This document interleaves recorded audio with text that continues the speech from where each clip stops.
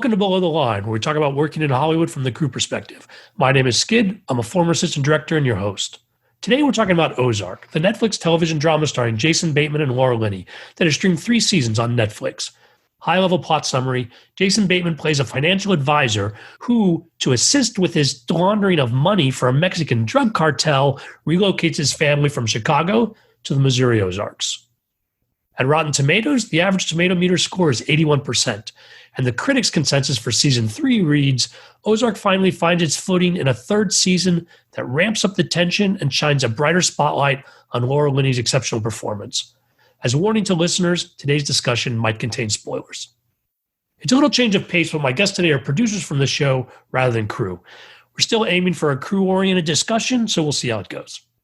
Matt Spiegel, you've been the line producer and unit production manager for all 3 seasons. Welcome to Below the Line. Thank you, Skid. Nice to be here. And Patrick Markey, you've also been with Ozark for the run of the show, and you're one of the executive producers. Welcome.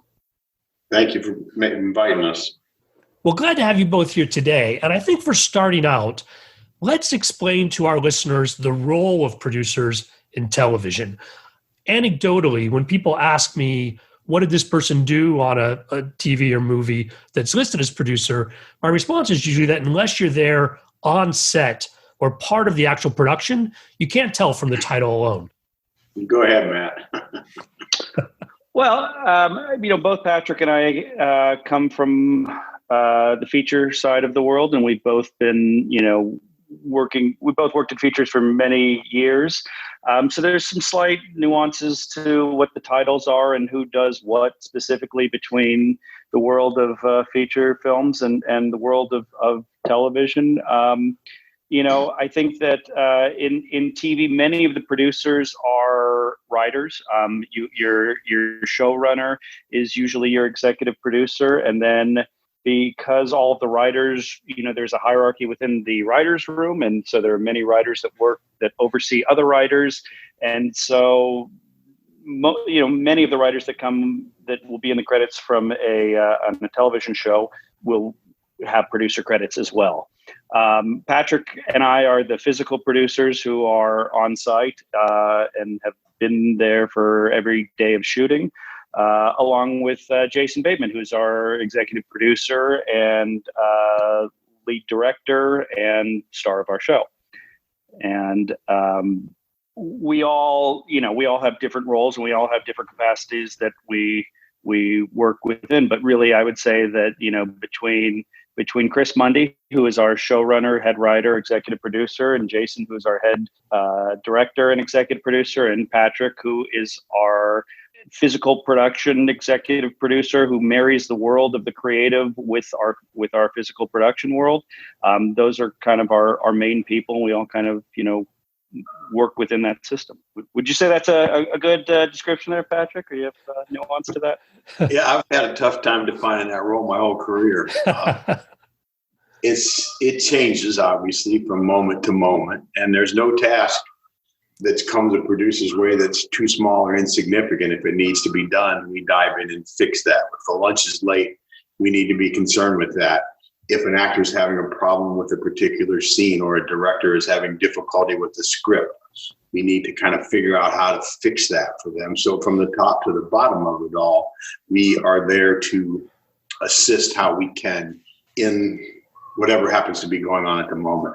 Then the other side of it is the money and overseeing and managing the money on, making sure that the product that is desired is delivered to the creative needs while being able to be delivered at the cost that the financiers want it to cost. And as both a producer and the unit production manager, I very much oversee the management of the budget and specifically making deals both with vendors as well as with crew and departments and working through everybody's individual budgets and making sure that we're able to deliver the show that we need to deliver.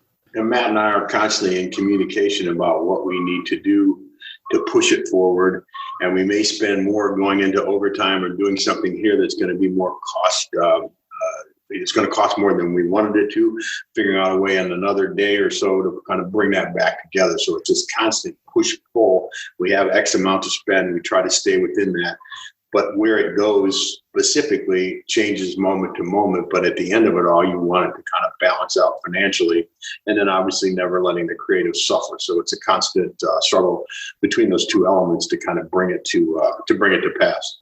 And you guys have talked about that both Matt and you, Patrick, are on set with the filming crew, which is in Atlanta. Now, we'll talk more about that on locations, but I understand that Chris Mundy leads the writing team back in Los Angeles. Is that a correct breakdown that you guys are coast to coast on this, or is there some other split? The writing takes place in Los Angeles. That's where the writer's room is. And then adjacent to the writer's room is the editorial suites. So we get the words from Chris, we execute them on the set, send those words back on film to the editing room, and then Chris oversees that process of putting it together there. So we are on separate coasts, but Chris Mundy is with us a lot. He flies out all the time to oversee, weigh in, be there for security for us and for the actors, talking to the writer, let Chris bring it to you. And he's very good at that. He's a wonderful partner for both of us, a really collaborative guy, no ego, and just allows us to do our work and is very appreciative of what Matt and I go through to put it on screen, and is always there to help us solve problems. And then the other writers come and go when they have a script that they've written that's up, then they come and they are on set for that 10 days or whatever we're shooting to kind of work the cast through whatever questions they may have and also get them experience. So eventually they can go on to become a Chris Mundy, teach them how to work the set and that kind of stuff. So we see the writers from time to time. We see Mundy quite a bit, and the relationship with them is the key to us getting this done. And also to them, if we didn't have those words, we wouldn't have the show that we're talking about right now. No matter how good producing Matt and I do, we're only as good as what's on that page. And our writers are amazing. We have 6 scripts we just got today for this new season. And it's going to be it's great writing to read just for the sheer pleasure of reading it because they put it together so well. And we're really blessed. That doesn't work that way on every show, but here we have a great group of people kind of all the way across the board. And Mundy and JB are both great partners for us as producers.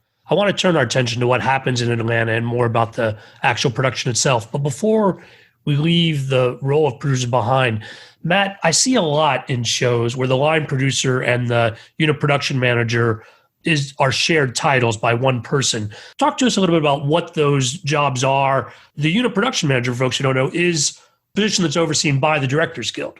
But line producer is not necessarily. And are they different roles that just come together with a show like this? Or are you seeing more and more that it's sort of a joint position?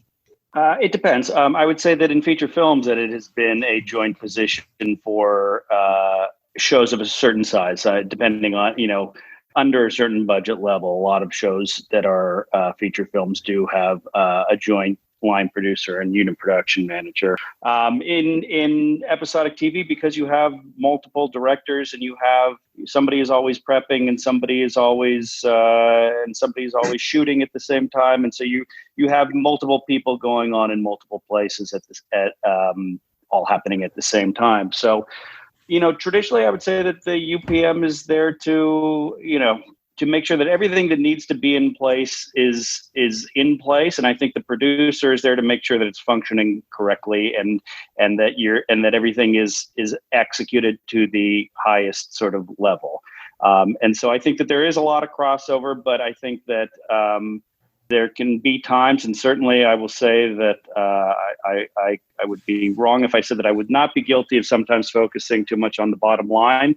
And I think that Patrick has always been sort of a very good ally in being able to help us all figure out what the best course forward is to make sure that we are protecting our show, always putting, the good of the show first is what I would say towards that. Well, that makes a lot of sense. So let's talk more about the locations and the filming. Patrick, take us back to the early days. You have this script, starts in Chicago, moves down to the Missouri Ozarks. How do you end up in Atlanta? Actually, when I got called on the show by MRC, a fellow named Reed Shane, who ran that company, the production side of that company for a long time, called about that. I went in and met with him, met Bateman Mundy, liked the whole felt right. Reed had already made one preliminary trip to Georgia, knowing that there were incentives there, knowing that we needed to have a look at replicated rural Missouri in the Ozarks. He had taken a trip there somewhat before we got on board and found Blue Cat Lodge, which is that blue kind of motel thing that sits on the water. And that became kind of our significant location in the first year, that and the birdhouse. And he had already found that, made a partial deal to hold that, and that became a real essential part of the show. So Reed had already figured that part out. Wanted to go to Georgia. There was talk about doing it outside of New York City, which was kind of wacky at one time. And I don't think maybe Jason or somebody had talked about that as a possibility, but that was never going to work. And so then it quickly moved to Georgia, made sense, put it there. And we've shot successfully there, or here, I guess I'm here now, ever since. And we've done a pretty good job of cheating that look in rural Missouri. It's lovely at Lake of the Ozarks and has all the stuff that we would need except for a crew base. And Atlanta offers a lot that rural Missouri can't. And so we kind of cheated it, shot a lot of second unit down there and tried to get as much Missouri in the show as we could. But 95% or more of what we shoot is in Atlanta. And it ended up there because of Reed having been sort of a visionary and picked that location and thought, my God, this would be great. We took it over and the show we kind of built around that. And then when we got here, found the stages at Eagle Rock, and with Matt's help and kind of putting the local part of it together, we found our locations on two lakes, one northeast and one northwest of Atlanta, trying to stay out of the traffic in the middle part of the city and stay where our stages are on the northeastern corner of the city in Norcross, and then we go north out of there, east and west to get over to Altoona and get up to Lake Lanier. And that's kind of been our target of opportunity since we started the show, and pretty much have remained that, although we're now much more at Lanier and the birdhouse than we are at the Blue Cat, which is where we started. Some version of that is how we ended up here. I think Matt might have a slightly different. No. I mean, I would just say that we very much have made use of the 30-mile zone. When you're shooting a production from your production office, you have a 30-mile as the crow flies zone, which is where you can have. You could film with your crew without it being a distant location, and we very much have used all of that. Lake Lanier is northeast of the city. Lake Altoona, where we were a lot of seasons 1 and 2, is northwest of the city. We've cheated Atlanta for various other places, everywhere from Chicago to Mexico City. So, the city of Atlanta and the Atlanta metro area has been, we've been able to fill in a lot of different looks in that area. It has really helped make the show feel like we've been in a lot more places than we actually have been. We went to Chicago the first season for a few days for the first episode, and we were in the Lake of the Ozarks, as Patrick mentioned, also in the first season for a few days. But other than a few days that we shot in Savannah in season 3, the entire rest of it has been in the Atlanta metro area. Now, filming in Atlanta, I know that Georgia's made a real effort to attract film production, and the industry is built up. But how does it compare to other film centers where you may have been in the past? Great crew base here.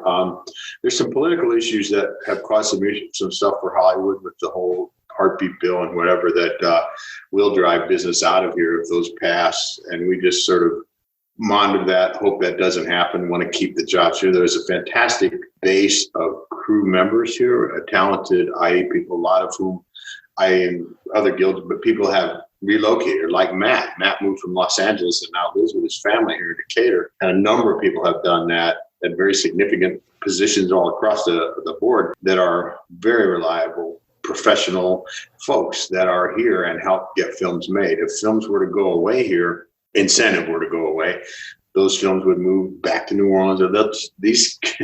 You can't avoid these incentives. And studios chase them, whether we want to or not.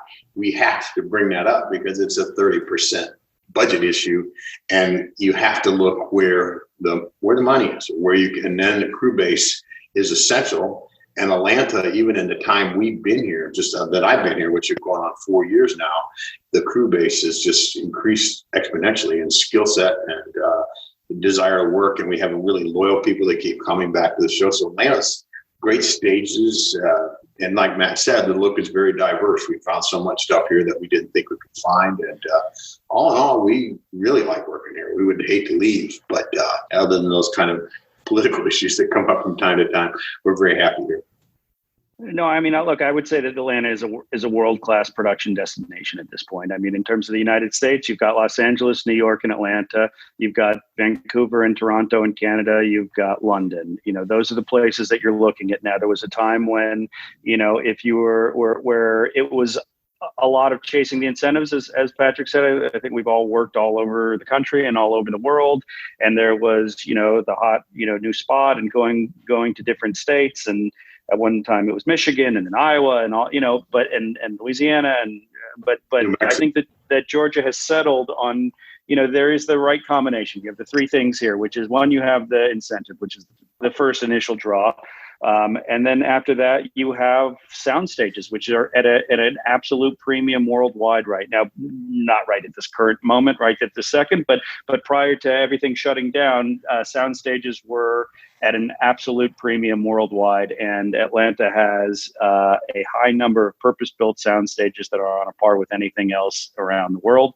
And then you have an incredibly deep crew base here. And that is a combination of Georgia having a long history of film production going back to, everything from Deliverance, but Driving Miss Daisy and Remember the Titans. And, there has always been a consistent film production crew base that's been here. But then as other states lost their incentive, that you found people moving here from, North Carolina, which has a very talented history of a crew base. And you had a lot of people move here from Florida, which didn't have an incentive any longer. And you had people move here from Louisiana, and just this became kind of the regional hub of where everything, was being made, if not in LA or New York. That combination of those three things really make it a very viable place. A lot of very, very big shows, both on the episodic side of things as well as the featured, are made here. And I think it's done at a very, very high level. As Patrick mentioned, I did move here. I have young daughters, and I was traveling a lot for years on end. And my wife and I discussed what the best option for us to do would be. And I was never really the LA guy. I just never really worked there. Everything I did was somewhere else. And this just made sense for us. And it's been a nice fit for us to be living here. And I would say the work that comes here has been of a very, very high level. And I'm between that, plus I like the crews here. I mean, I really do. I genuinely, I think that there is a level of excitement amongst the people that are here. And I think that you get a very high level of professionalism. And, I think that you can do very well here. And so did you build your crews from scratch, or did you bring in some keys from Los Angeles or other favorites of, I don't know, director of photography? Yeah. You've got Cash, you've got some, folks people work with the people that they know and they've worked with before. Yeah. I mean, there were a lot of people that I had pulled in from other projects because I had already been in Atlanta, but there were a lot of people there, exactly as you said. There were people that the director knew and brought in. There were people that Patrick knew and brought in. I think that this show was a unique show unto itself. And I think especially in the first season, you're kind of figuring out what it actually is and what what muscle it is that you're building to make the show sort of as efficient as possible at the level of what you're wanting to do. And we had, kind of a really good balance of people between people from Atlanta, with a handful, I would say, not like I wouldn't, it's not probably not, it's a small percentage, but they're key people that we have brought in from other places that sort of have filled out the show. But most of our crew, I would say, is from the Atlanta area, but there are people from other places in the department head kind of roles. And fewer people from the first year. I mean, each year we probably have less people coming in, and we found other local people that fit the bill, or other people have moved here. So we are an Atlanta-based crew with, certain people that come in, DPs and people like that. But Atlanta will eventually have all that if it continues on the course that it's on. And so the longer you shoot here and the more they keep that crew base, the less you have to bring in from. And a lot of people don't live in LA anymore because the business is so decentralized. You can kind of live anywhere. We have a couple of people that live in Austin and places like that have had film work over the years. A few people that come out of New Orleans, that come out of, like Matt said, in North Carolina, couple guys from Detroit that came in and did our special effects last year who were terrific. So from regions around the country, but not necessarily from LA. And earlier, Patrick, you suggested that there was a lot of consistency in your crew year to year. And from what it sounds like, it's not because of lack of opportunities in Atlanta that folks could move to other shows. But it sounds like you brought folks in, tailored it over the years, but a pretty consistent crew base that's enjoying working on this show. Is that fair to ask? Yeah, I think Matt and I have worked really hard with Chris Mundy and Bateman to try to get this sense of a familial relationship on a crew where we're all there working together. We're only as strong as our weakest link, so people support one another and are there to help get stuff done. We try not to blame anybody if something goes wrong, just figure out what the hell's wrong, fix it and move on. And we brought a lot of young people in too. Their AD staff, a lot of them are from here or relocated to here, and great people that we're going to be turning this business over to one day. And so we want to give them examples of how to do this civilly and compassionately with an eye to the bottom line, keeping the integrity of the creative stuff always foremost and making it fun. It's too damn hard to not be an enjoyable experience. They can be miserable when things aren't working or you're not getting along. It's no matter how much you pay people. And it isn't, we don't attract people because we overpay them or we have a lot of money. We get people that make a good living, are being respected, and they get to do work that they're challenged by and go home at the end of the day feeling like they really contributed to doing something worthwhile. It's very important that every one of them on that crew feels that whatever they're contributing is essential to our success. And we try to reassure them of that whenever we can. I was extolling the virtues of Atlanta. I think that, one of the things that I would say is that it is very, very busy in Atlanta, and there are a lot of opportunities. And I think that it's not by accident that our show has retained the number of people that it has. I mean, we have a very, very high number of people who go out of their way to keep themselves available. And the schedule is, irregular as everything is in this sort of streaming world. But people make a point of wanting to do this show and coming back to it. And it really has created this family atmosphere at this point. And I know I've heard that for many years being a feature person. I never really got that on TV and hearing like people saying, oh yeah, sure, you're a family, but it really has. And it's a really tight knit group of people that have been through a lot together. It's a hard show. It's a show that's largely location based.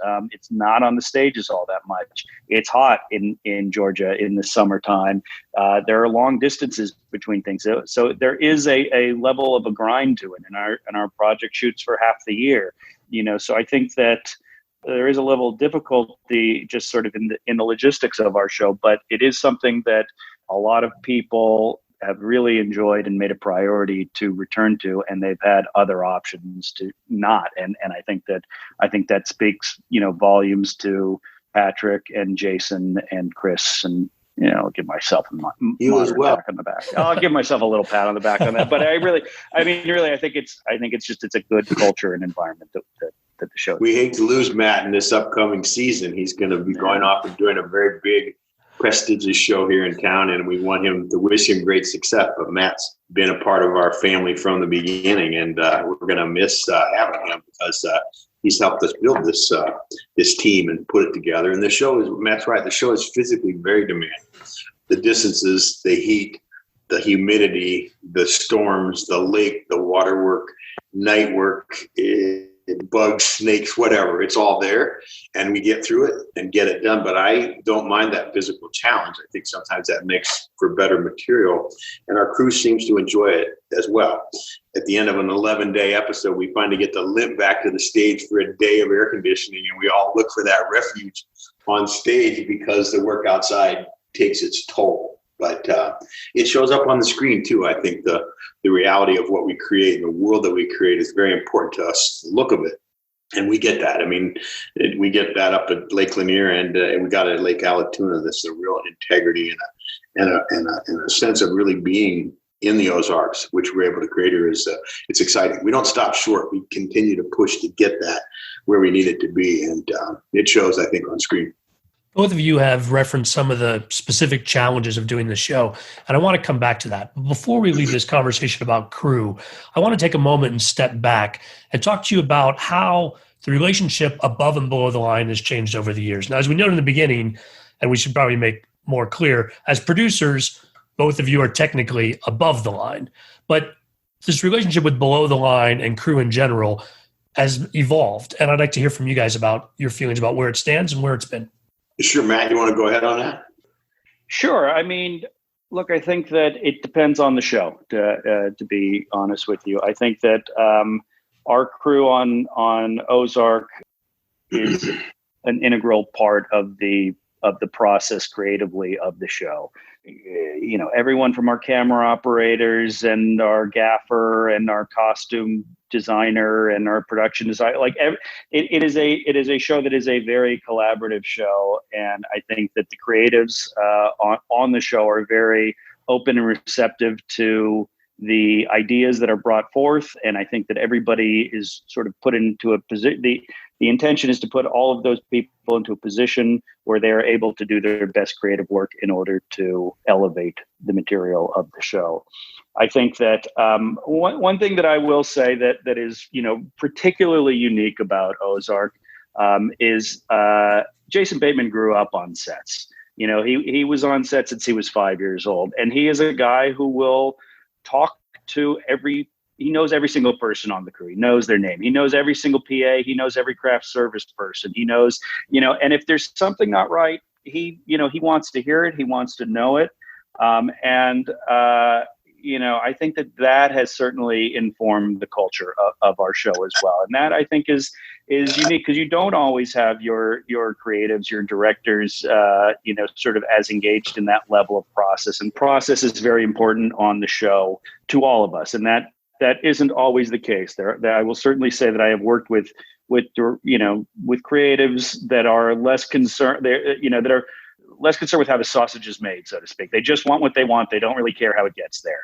And that is not the case on Ozark, and that is a nice, unique experience. So Bateman's very aware of what it takes to make a movie. And Jason, having been on set since he was a kid, essentially being raised on sets, he's acutely aware of difficulties a crew may face. Or if we say we're going to flip this schedule and we're going to do thus and such, and he'll say, well, what about the camera crew? What about those scripts? How's that going to work for those guys? So he takes a very deep personal interest in each person's job, and they know that he's there to speak to them if people want to talk about it, or he will ask them. And then he brings that back to us as a fellow producer as something that needs to be looked into. So he takes a deep personal interest in the welfare of the crew and the work that people do to put it on screen. And since he was raised on set, a lot of actors don't have that background, very aware of what each and every person does and what it takes to get that job done. And I must say, Laura Linney is an exception to that as well, because she also very tied to the crew, knows everybody, very kind, helpful. People can talk to them. Everybody respects everybody here, and that starts at the very top. Matt and I couldn't do that if we didn't have Bateman and Monday feeling as kindred spirits on that we all are doing this together and we have their support. I've been on shows where I felt that way, but I didn't have that above me and I couldn't make it happen, even though I wanted to. Here's a case of where we kind of got it close to right, and that doesn't happen all the time in our business. Let's talk about some of the specific challenges of filming Ozark. You alluded to some things earlier, but first, talk to me about scheduling a streaming show where you know that all the episodes are going to drop at once. So in some sense, you can schedule it as a movie, and yet you still have separate episodes, different directors. Are there different challenges for how you would do a show like this compared to, say, another show or a feature film? Generally speaking, what we tend to do is we do 2 episodes at a time. Our episodes are 11 days, and so we have 22-day blocks essentially per director. Each block has a separate director, first AD, second AD, and DP. And so there's, you always have these you have these mini movies that you're always kind of working on, and they're kind of overlapping. You have your initial prep of each season where you make your builds for the upcoming season that will play throughout the entirety of the season. But then each episode, I think Ozark has always gotten their scripts well in advance, but it's still is, it's coming together, not at it still is a very fast moving process in terms of how the whole process completely comes together. In terms of it being different from a different show, every show is different. Especially in the streaming world, there's no rules. I've done a series which was 8 episodes, one director, where all 8 episodes are cross-bordered all together. I've done shows where it's it's the sort of more traditional network model where there's a different director for each episode. On our last season of Ozark, we had 2 directors do 2 episodes. 2 directors do 1 episode, and 1 director do a big 4-episode block. So, there's no rules, I would say, for any of this at this point. It's what works best in each particular situation. That's kind of the fun of this streaming world, is that it's not this, it's not the same box. You have to rethink the box. You have to rethink your assumptions from top to bottom. And I think that's what makes it very interesting from a managerial and planning level.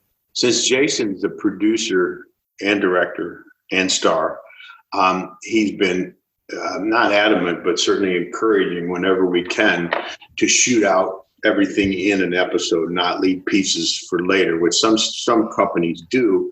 If you're going to go to that bar, then maybe you block 2 or 3 or 4 episodes around. Everybody goes there and shoots that out over a period of time.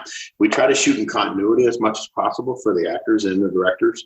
And we try to get these things as complete as we can get them, move on to the next. So we don't have a bunch of dangling stuff waiting. They can get it into post, they can cut it. And we try to complete as much as possible. Now with the COVID of it all coming up, we may find ourselves doing more block shooting and more of that economy stuff because we don't want to revisit locations and use extras calls and things like that. We may end up combining more because of that than we have in the past. But for the most part, it's been, this is the director's block. Give them everything they need. Let's get this done in the time we have and allow them to complete their episode so they can go to work on cutting that without a bunch of holes in it. I want to talk to you more about looking to the future and the next season of Ozark, but to give us a baseline. So how many weeks were you shooting for a typical season? You said 11 days. I could do the math, but are you guys taking breaks in there? Like what's the season of Ozark filming? Usually, it's 22 weeks. It's 11 days per episode, 22 weeks. You have holidays in there. Usually one ends up stretching to about 23 weeks. The first 2 seasons we shot over the Christmas holiday. So we took, I think, a 2-week hiatus during that time. In our 3rd season, we didn't have that natural break of things, but I think we took a 5-day weekend or something along those lines around July 4th, if memory serves. That tends to be the typical layout. Sometimes we do some episodes with more days, and sometimes we never really go too much less in the days, but generally, but every so often we will have some episodes that has some. And while we're shooting an 11-day episode, we're also spending 7 of those 11 days prepping the incoming director. So the director has 14 days of prep, 22 days of shooting. So while we once we get the first episodes up on their feet, shortly after, we got a director getting off a plane and coming in and sort of starting their process. And Matt and I kind of ping pong between those 2 tasks, running the set and then also getting the prep right. And I try to lead that prep to get people up to speed on the show. But a lot of times Matt drops into that prep role and I'll go cover the set. We kind of go back and forth on that. So that is always monitored. We always know what's going on there because that's really where the money is. And if something's going to go wrong, it's going to be there. But then also really making sure the incoming director has all the time that they need to get their best work prepped and ready to go. So you don't get to look away for very long because another team is arriving and ready to go to work. So it's a constant process. And this next season, we're going to do 14 episodes, two seasons of 7 together. And we start shooting, the way it's looking right now, maybe mid-September is what JB would like to do. I think it might be later. And then we go till maybe July of next year. So it's a long haul. Yeah, a lot of episodes blocked out for your 4th season. You also mentioned earlier that a lot of your work is local, yes, but on location versus on stage. That's a huge challenge for any show and for a television show to maintain that kind of pace. That sounds really difficult. It is. Yeah, it could be. It could be a grind, and I think especially for the set crew, I think it's a at the end of the day, look, Patrick and I work very, very long hours, but we are able to step into air conditioning when we're prepping, and we're able to get away. For the crew that is on set, that is a long grind. There's a lot of there's a lot of just being in the elements, and we tend to shoot. We do tend to shoot a lot of things that are, in the middle of fields and in the middle of the lake, and you're just sort of exposed to the elements, and it is a long grind, is what I would say, especially for the shooting crew. You mentioned shooting on the lake, so when you're filming on water, do you guys have just regular aquatic folks who come out for that, or it's pretty much every episode something seems to be on the water? I'll break it down, but for every boat you see on camera, there's probably 6 boats you're not seeing that are supporting that. And when we go out to do those big scenes on the lake, it's a flotilla of marine experts that drive those boats, and then we have safety divers or safety people on all those to yank people out of the water, patrolling the water, making sure nobody slips in. And it's a big deal to be on the water, and it's costly, and it takes a lot of time. Storms kick up out there all the time. It can get very dangerous, lightning, things like that.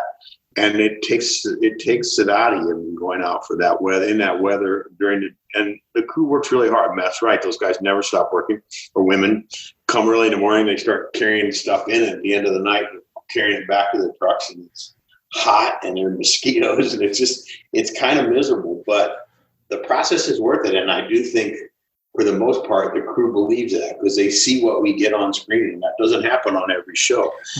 Everybody works really hard. Matt and I work as hard as they do, or we're there all the time, so they understand that we're in this just like they are, and we get great results, and we put stuff on the screen that's really to be proud of, and that doesn't happen a lot. So the crew, we make sure the crew knows that they're essential to our success, and never let them forget that. We have an incredible Marine coordinator named Dan Malone, who we know that whenever it is that we go out on the water, that Dan has us completely covered. Dan is the top in the business, and we've been very fortunate that he has been with us. And again, a guy who could do a lot of different things, and who has come back to our show year after year because he enjoys it. He enjoys the people. He enjoys the show. And we happened to get him on a fluke. He was working in England on some big Christopher Nolan, whatever, I don't know. But he does all those huge shows, Pirates of the Caribbean kind of thing. And his mother and family lived in Florida. His mother was having some health issues. He wanted to be closer. He could come and work with us and still look after that. So it was very fortuitous that he happened to be available, was interested in our show. We were like, man, I think, what the hell is this guy doing coming to our show, knowing the kind of work that he gets paid to do? And he is an excellent producer who happens to also do marine work. I mean, he is so good at figuring stuff out. You just say, okay, Dan, here's what we're doing, give him the script, and then he just dials it in. You can step back, he'll talk to the directors, he'll lay the whole thing on, he'll make sure everything's there, quiet, unassuming, and nothing ever slips through the cracks. Just a real professional, and nobody's ever been hurt. And we've been in some real scrapes out there, and he always gets it right. He's one of those guys that's just a joy to work with because he's so good at what he does. You mentioned earlier that there are 2 lakes at opposite sides of Atlanta where you do your water filming. Are there specific sets that are at one lake and versus the other, or is it dependent on the action in the script? We kind of mix and match to try to make it all look like a sub a piece, and then use some of those big helicopter shots from the B and stuff down at the lake in the Ozarks. But we kind of know those lakes really well now, and we can kind of pick locations and then sort of knit that look together. But and we're much less Allatoona driven now that we've given up the Blue Cat and moved on to the casino business in the story. That's a new money laundering thing. We had to up the stakes from a little 6-room hotel to something bigger so that Marty could run more money through it. That's where the casino came from. So we're less Allatoona driven now because that was the Blue Cat, and more on up on Near, because that supposedly is where our casino is, even though that sits at Stone Mountain, and that's where the birds live and all of our lake stuff takes place. So we're very familiar with both. We have a good relationship with the Corps of Engineers, the people that regulate all those lakes, and try to do our best to stay out of people's way and let them enjoy themselves up there at the lake, which is primarily recreation, and still get our work done. So we have great working relationships with both those lake communities. And I think we need to recognize our location manager, Wes Hagen, who has done an incredible job since the beginning of the show. And this is just both creatively and logistically. I mean, he has been an incredible asset to the project from the beginning, and we've been very fortunate that he's been with us. he knows everybody, and he can kind of get us out of jams that we get ourselves in, and very well thought of in this film community because he's been here doing this for a long time. Still LA based, I think, but for the most part, he makes his living here. And there are a number of really high end location managers that have come here and worked a lot. And Wes is one of that group of the top 2 or 3 people that do that for a living. And we're very fortunate to have him on the team as well. He's a very solid guy. I mean, not to change the subject, but just sort of in continuing on this, and again, maybe I'm being a little sentimental because, as Patrick mentioned, I am on another project at this point. But from top to bottom, I mean, it just, our production team, Pete Thorell and Tudor Jones, who have been our main first ADs, have just been, top notch, top of the line, and we've always, had an incredible plan down to the details. Our second ADs, who our first 2 seasons, it was primarily Jason Graham, and then season 3 was Townsend Wells. Again, it's just a very, very high level functioning machine that we've been able to build, and I think that what we have all built together is very much reflected on the screen. And I think that's the most important thing, is to have the support and the team around you that is able to do that. And that's just a very... And we encourage people to be courteous and appreciative of one another. And I think that's something that has helped a lot to keep that spirit going, is that people know that everybody's there to help. And if they get in trouble or something's going on, we were there to help them as well. I think that's gone a long way to keep that team in place and to keep us working successfully with them. They support us every day, and we couldn't appreciate that more. We've talked about building that team from season to season and the way it's come together. What other aspects of the production may have changed from, say, season 1 to season 3? I would say that one of the big differences that as the show evolved is that I think that we sort of became comfortable in our world of more sort of limited coverage than what would be sort of more traditional show. We've had some very strong directors that are very confident in making their decisions, and so we don't tend to get an incredible amount of coverage in the way that some shows do. We do have a lot of oneers. We do have a lot of sort of choreographed steady cam shots that are not showy, but that really do tell the story in a really efficient way. And I would, from my perspective, that seems to have evolved towards the end of the first season of the show, and really from the second season on, that creatively, I think that the look and feel of it has really been a pretty consistent, then on. And that's part of the process, is to hire a bunch of directors, get all these different points of view, different cameramen, and then kind of refer to as finding the edges of the show is something that you do at a period or a point. I think Matt's adopted that phrase from time to time, but I think it does.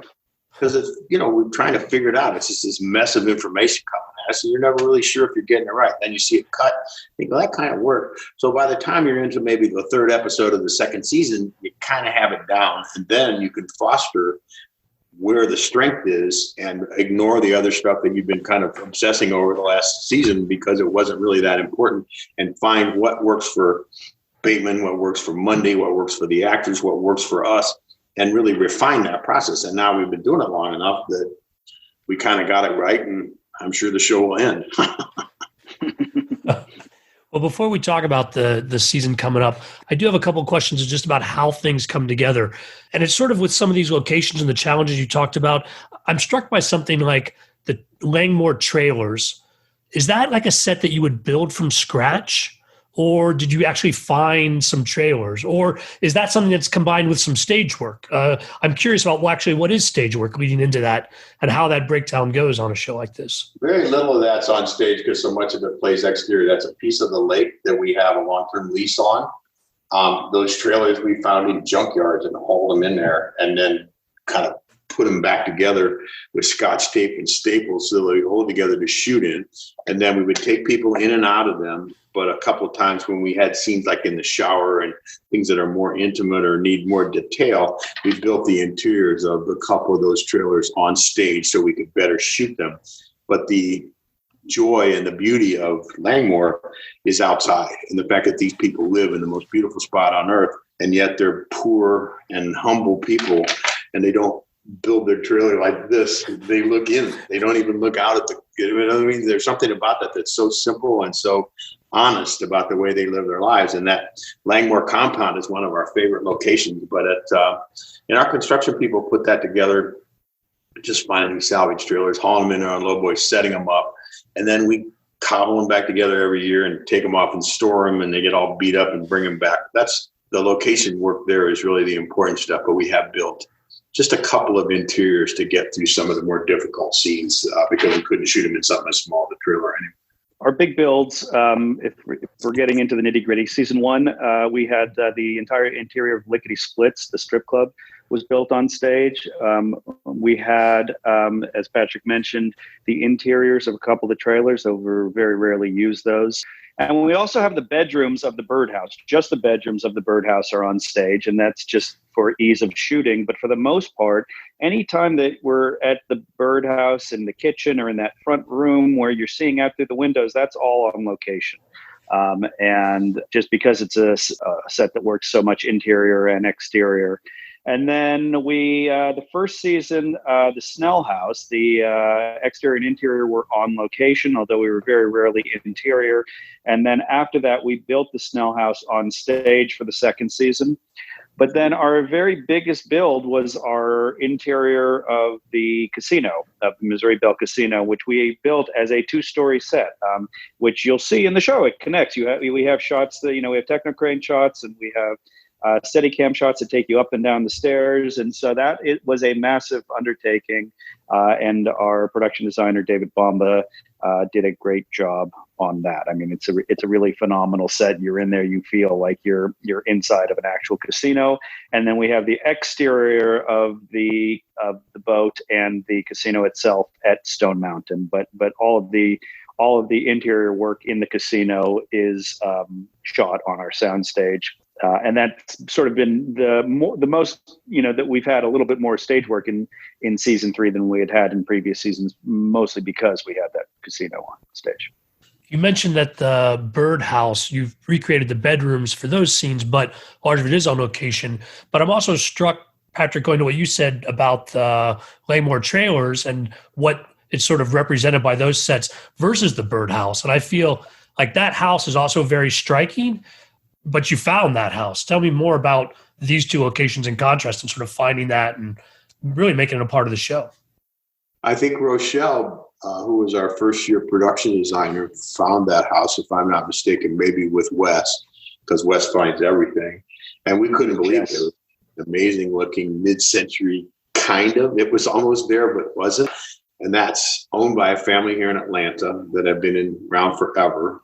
The guy that is our host there, he and his wife own that house. They have a big house next to it. He was raised in that house. And his dad was a very successful car dealer here. I believe that's where he made his money. But he built that house from a kit. He ordered it from Sears or somebody. And it has that mid-century thing to it, but it's also got a little bit of that Sears kit thing too. So it's so authentic and so kind of honest. And then the fact that the old man, Buddy, that cranky guy they moved in with, lived there. It was very good for his sort of eccentricity. And then they just kind of decided to move there, and it became such a signature piece. I do think the point you make about the Langmores living in the trailers and them living on this upscale place, even though it's a little shabby and with that long rolling and the big docks out there with boats, that's sort of the upstairs downstairs thing here. The birds come from Chicago, wealthy, live on the North Shore of Chicago, are successful, and they come down and we can figure this out. And then the Langmores kind of beat them at their game every time. They're cagey, smart, and they are poor, but they are every bit as wily and as together as our heroes who come from much more comfortable circumstances. And I think those two ways of living at that lake and the way you address that lake through those characters are great story points without talking about it. You don't have to say it. I think one of the unique things about our birdhouse is that it has an incredible view of the lake, which is unique because the Army Corps of Engineers controls the land from the lake up, 50 feet outside of the shoreline of the lake. And so you can't do anything to any of that land. But that particular piece of property, there was a hurricane in the early 90s, late 80s, and a number of the trees were knocked down during that hurricane, creating this great view. So you can see straight through to the water from that house from looking out. That's very rare there. Many of those places will have the trees in front of them. And so, in the Lake of the Ozarks itself, which many houses sit right on the water like that, that is a hard thing to find in the Atlanta area, especially around Lake Lanier. So we were very fortunate that house provided all of those things for us, the incredibly unique sort of mid-century look, along with that great view that was there. So yeah, that was a real. Matt's point's well taken. Geographically, Lake of the Ozarks is much different than Lanier. Lanier, very controlled by the Corps of Engineers. Lake of the Ozarks was dammed up. The Osage River, which at one time was as powerful as the Mississippi or the Missouri, was dammed up by a power company in the 20s to create power for that whole area. And in damming up that river, they flooded all the surrounding area, and that like 1,200 miles of shoreline or something around that was all. And as it flooded, then they start to dam to regulate the electricity. They started selling off lots to, for the real estate value, and people could build right down to the water because it wasn't zoned by anybody at that point. It was strictly a real estate development by a very influential and powerful power company. And so people could build right on the water. You could never do that today. And a lot of the lakes that have been developed much later, or not much later, in the 30s, 40s, 50s, still had that way step back like Matt's talking about. And to find that look any place but Lake of the Ozarks was very specific because of the way it was developed. Hard to do. But our house that we found with that weird little mid-century thing, and then that swooping line right next to that house that we're talking about is this big house, a very modern place that the new family, probably 6,000 square foot, brand new house with a pool right next to it, where the family that owns that house lived. They weren't even using that house except to play poker with their friends. Wasn't that the deal that John Bailey played poker there on one week with his friends? And that was and they had a cat that lived in that house, and they just kept it because in honor of the father who had passed away. And then it also has down on the water this beautiful dock that's covered. And those aren't allowed anymore. That was grandfathered in because the father had built that in the 50s or something like that. But there aren't any of those covered docks, and very few of those left on the lake. But that's a real kind of thing that harkens back to the days of what might have looked like Lake of the Ozarks. So there was some stuff there at the Bailey House, which is our birdhouse, that really called us. And we love going back there, and everybody loves that house. They talk about it, and it's become like a tourist attraction now. People drive around trying to find it and see it. So it was a unique find for us. And that family, that Bailey family, at one point owned that whole spit of land from there out to all across the end of the lake. They eventually sold that to the park. There's a park on the end of that now, a state park, I believe it is. But they had a big piece of ground on that really promising piece of land on the south end of the lake, and we were really lucky that they held on to it the way they did. Couldn't work out better. Well, let's turn our attention to the future of this show. As mentioned earlier, it has been announced that Ozark's fourth season is going to be its last. It's going to come in 2 parts, 14 episodes total. What's it look like moving forward, picking up filming, particularly in a world with COVID-19? Complicated. I've been spending the last couple of months getting ready, and I was also prepping another show in Philadelphia that is going to be done earlier than Ozark, and nothing but COVID. No movie stuff at all. All my time and work and effort has been about getting ready what we need to do to make the set, the offices, everything as safe as we can. Hired an expert, the studio did, who was advising us. I spent all day today with him, walking the stages and the offices, which are adjoined, to try to figure out how that workflow is going to go. We'll start with that, get that all COVID proof to, this is like bathroom cleaning, security, and all kinds of stuff that goes into that. And then set up a testing thing that we can do there to test for COVID. And then from once we get that squared away, we'll go to each of the locations and figure out what we're going to need to do. It's an enormous amount of work, all necessary, that we really dearly hope will keep people safe. There's no guarantee with this craziness going on, but that's the intent. And it's a whole new way of producing. Matt would feel the same way. We're learning stuff that we never knew or thought we would have to know. And we kind of have the film thing down. We know how to put these together, but COVID, no way. We just have to stand back and let these folks tell us what is the best thing, and then listen to them and work with them to make sure we keep everybody safe. So it's a real game changer, big time. Yeah, I think everybody's figuring out what they can and can't do. That the white paper was issued, and then the DGA issued the Safe Way Forward. And I think that all different studios are coming out with their own version of different protocols, which then each show is tailoring to their own specific needs. Some shows are adjusting their creative. Many shows are adjusting what they're creatively able to do. I'm hearing of shows that are starting up now that are already, I know commercials have been filming, and I'm hearing that shows are starting up mostly stage-based right now at this current moment as we speak.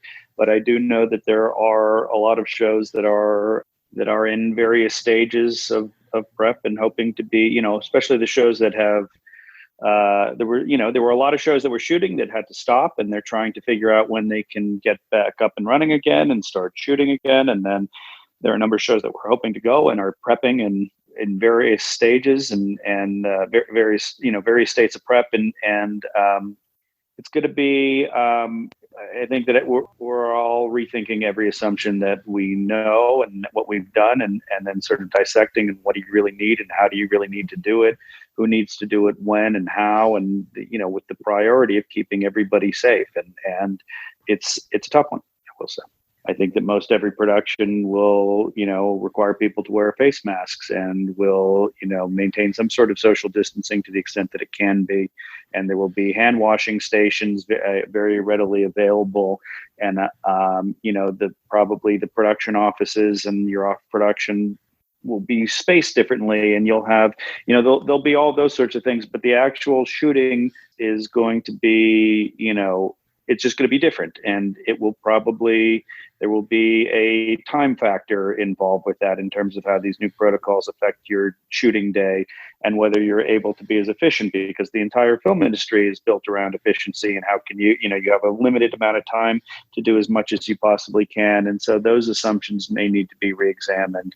And there's all sorts of complexities with regards to extras and, stunts and all of those sorts of elements. And, just those all, come into play. And there's a lot of, really good, smart people that have been working on that. And every show is different, and every show is going to come up with the best protocols. What I can say is that, I feel, very confident that the major studios are certainly putting the safety of the crews as a top priority. And I think that that's going to, where it's going to become complicated, the balance of the creative desires and making that work within this new world of these restrictions.